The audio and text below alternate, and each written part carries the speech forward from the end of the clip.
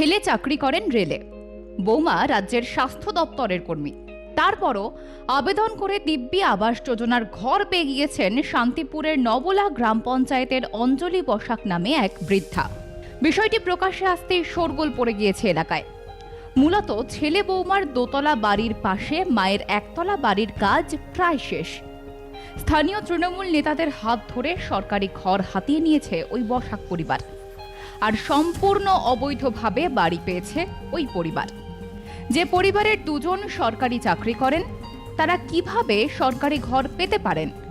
তৃণমূলের মদতে দুর্নীতি হয়েছে, খতিয়ে দেখুক প্রশাসন, বললেন স্থানীয় এক বাসিন্দা। কেউ যদি চাকরি করে সে বাড়িতে কোনোদিন ঘর পাওয়া যায় না।